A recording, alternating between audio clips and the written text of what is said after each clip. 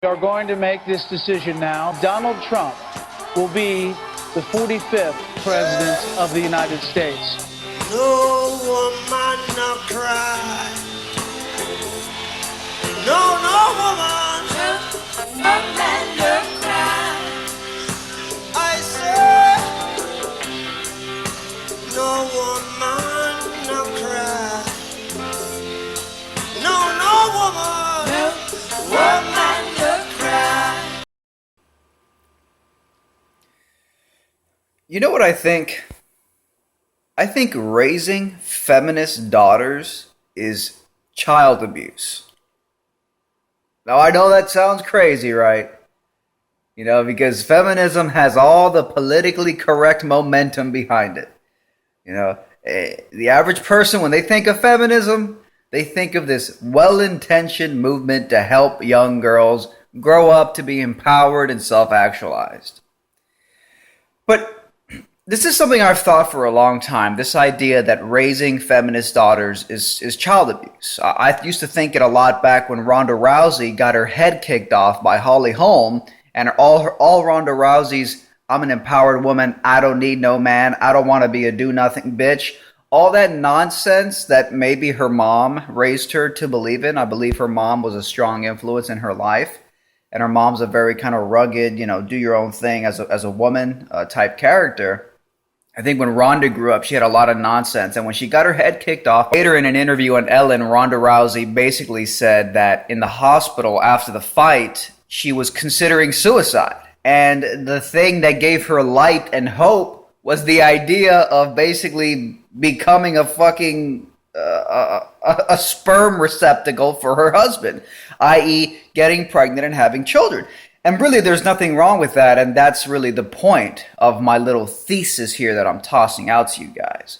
I wouldn't give a shit about me anymore without this, and to be honest, I looked up and I saw my man, Travis, was standing there, and I was looking up at him, and I was just like, I need to have his babies. I need to stay alive. Which is that, yes, I do think that raising feminist daughters is child abuse, and I think Ronda Rousey might be one good example. It's this idea that serving a man is somehow retrograde or outdated or shameful. And women go around thinking that if I just want to be a woman and I want to capitalize on the fact that I have a literal baby-making factory inside my body, it's called the womb, it's called the uterus, if that's what I want to focus my life on, serving a man, creating children, creating human beings, you know, if I want to focus my life on building humans while my husband goes out and builds skyscrapers and businesses and wealth, you see what's going on there? Building things, women build humans through their body, through pregnancy. While a man goes out and builds skyscrapers because he has more muscle and he has more testosterone and he's more assertive on average. You see what's going on here? See how they come together, the masculine and the feminine, the yin and the yang? The one and the zero? That's a whole separate topic. I won't even get into that now. Okay. But no better example of why raising feminist daughters is child abuse could probably be cited than what happened after Hillary Clinton lost to the evil misogynist Donald Trump. And it was funny to see the videos and the images surface of female Hillary Clinton supporters crying, bawling, just totally devastated, hearts broken, shattered.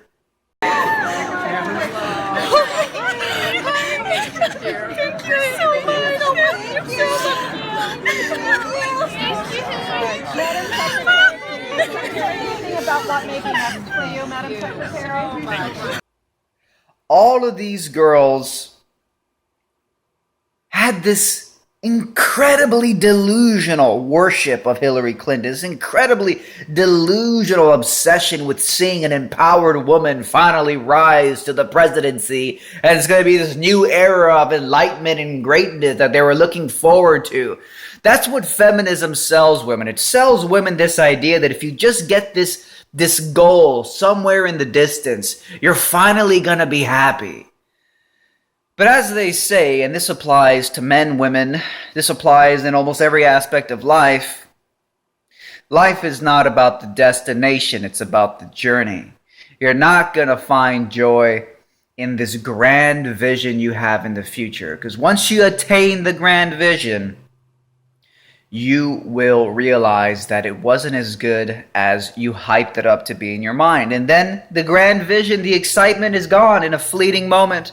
And as the old saying goes, wherever you go, there you are. What you claimed, what you scrambled for, what you tried to attain, you're still the same person who was so dissatisfied with life that you felt you had to go out and accomplish great things in the first place. And I'm not bashing accomplishing great things. It's possible to accomplish great things while knowing in the back of your mind that that great thing is not going to really make you happy at the end of the day. That you have to learn to find happiness in, as cliched as it sounds, the present moment. Happiness in what you're experiencing right now. Happiness in the permanent, arguably eternal fact that you're alive, and this is it. This is it. Now, yes, there's ways to have more fun in the moment. Like, if you're just sitting in a dark room, okay, that's sort of fun. But if you go out and you play your favorite sport, you're going to be in the moment playing a sport, and it's obviously probably going to be more excited than sitting in a dark room. But again, all this esoteric shit, that's not what we're here to talk about. We're here to talk about the photos and the videos of young girls crying and screaming. And yes, you look at the torment, you look at the torture, you look at the sadness, you look at the depression, you look at the borderline probably suicide, you look at the terror of Donald Trump. When I saw all these women scared of Donald Trump, having nightmares, one woman wrote an article saying that she's no longer going to date men anymore. She's no longer going to date men anymore because she doesn't have any more time to worry about loving a man. She has to focus on loving her daughters and loving her community in this post-Trump era. And she even described the night that Trump got elected. And she was cuddling her daughters in her bed, and outside the lightning was striking and the thunder. And she literally described it like this, like literally the apocalypse was coming. Meanwhile, Donald Trump is like already doing business deals, already bringing in tens of thousands of jobs. Billionaires are reinvesting in the United States, and he hasn't even become president yet. It's just like, what the fuck? So, if you become president, will a woman make the same as a man? You're going to make the same if you do as good a job.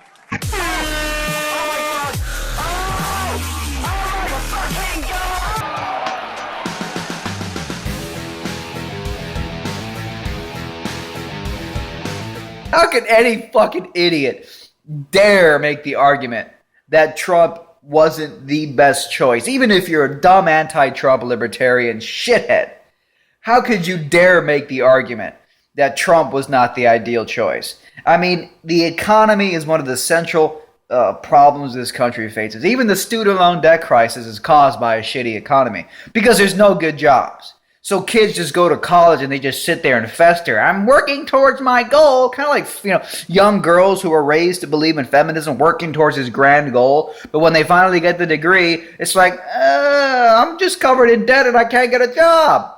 How do you solve that problem? Jobs. And that's what's happening right now. He's bringing in jobs. At the end of the day, the economy is a fundamental point of life. The transfer of energy is how humans continue to stay alive and to move forward in life. And if there's a fucking blockade in the transfer of energy, i.e. a recession, a depression, there's a depression on the free flow of energy, then you have jobs issues. And you need someone who can create jobs. And that's what Trump is. The motherfucker is just kind of, tweaking the little the little fucking knobs that the president has to tweak, and now all the jobs are going to be coming flooding back in. Not because Donald Trump is God or a savior. He said it before, he's just a messenger. But because we, the people, elected Trump. And no, I don't believe Hillary Clinton won the popular vote. If you believe that, you're a fucking dumbass, all right? Just take a look at how many people came out to Trump's rallies, stadiums after stadiums after stadiums, versus Hillary Clinton's tiny fucking rallies. She was the quintessential establishment candidate. Hillary Clinton was a quintessential establishment candidate. When I think of establishment, I don't think of a grassroots populist awakening. I think of a handful of powerful people with a shit ton of Wall Street money using their money to pay for a bunch of commercials that are then distributed through TV channels to mass brainwash people into thinking they like Hillary Clinton and voting for her. That might have been the only possible way Hillary Clinton won the popular vote. That she had so much Wall Street money, so much TV ads were spent, that she was able to just convert the average dumbed down person who doesn't really care about politics until the last 4 days before the election. And then maybe they went out en masse and voted for the woman that they saw her face on television the most when they were passively drinking beer mindlessly in their fucking home. I don't even know where the fuck I was going with this. The point is, yes, I do believe that raising feminist daughters is child abuse. And when you saw these young girls crying after Hillary lost, shattered, feminist authors writing about how it was the end of the world, these are women who are scared of their vaginas, okay? They literally view Trump as like the big misogynist. It's going to take the White House and he's going to start grabbing women's pussies all over the country. Look, when you raise a young girl to think that her vagina is shameful, okay, because that's really at the core of feminism. The core of feminism, okay, is that being born with a vagina is a shameful thing. Let's just be fucking straight up honest, all right? It's a cult of self-hate. It's a cult of feminine self-hate. When you raise young girls to say, when you brainwash young girls to believe, I don't need no man, I'm going to be an independent, empowered woman. That mindset, that state of mind, that belief system that you've programmed into her brain from a young age is going to be at odds. It's going to contradict her body when she starts to go through puberty, when she starts to get a menstrual cycle, okay? And every month she has a period which biologically, internally reminds her that she's different from men. That there's something about her biology that makes her fundamentally different than the men that she's trying to be equal to, which has always been the grand aspiration of feminism. At least in its early days, it was to rise to equality with men, even though clearly men and women aren't equal.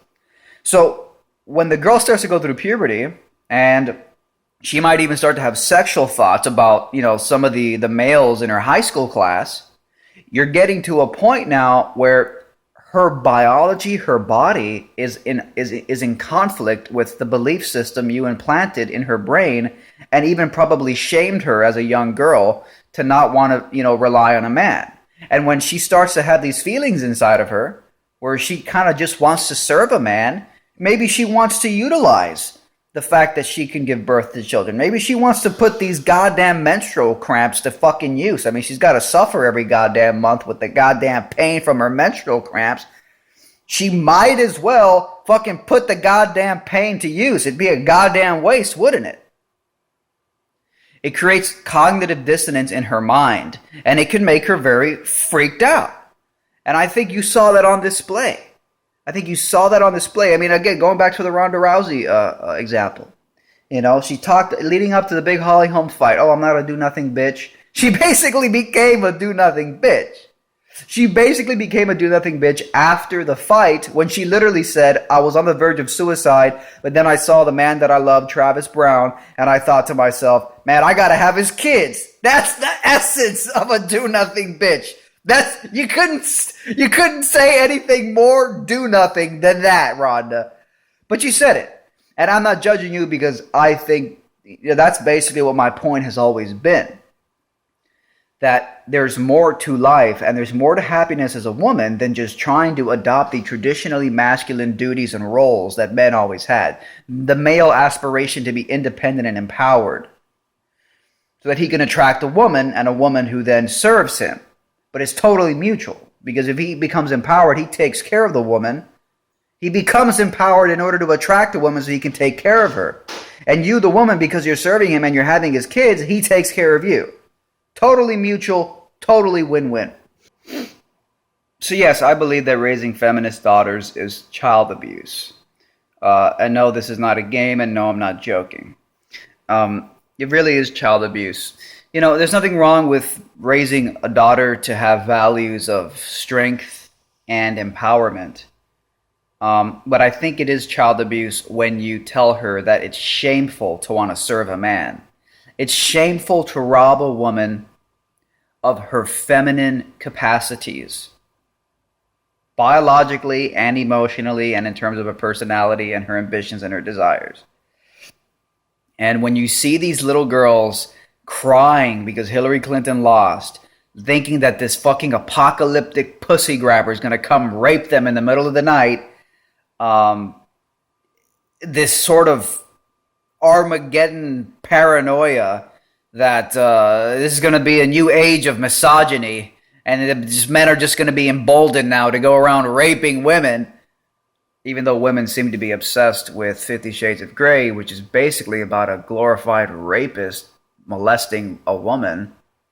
Anyways, so yes, raising feminist daughters is child abuse. Generally speaking, is child abuse. You're giving your daughters unrealistic expectations. You're shaming them from a fundamental part of their bodies, and then you're making them absolutely terrified of a guy, Donald Trump, who, okay, he has a masculine sex drive. That's not a crime. And the guy is already, just revamping the American economy. And again, Trump is not doing it because he's a savior. He's a messenger, as he said before, of the people who voted him into office. And it's really us collectively that are changing the paradigm here in the United States, making it a more welcoming place for business and investment and the transfer of energy, otherwise known as jobs. So I guess I don't really have anything else to say on that topic. Raising feminist daughters is fucking child abuse. You've called women you don't like fat pigs, dogs, slobs. Your Twitter account Only has Rosie several- O'Donnell. No, it wasn't.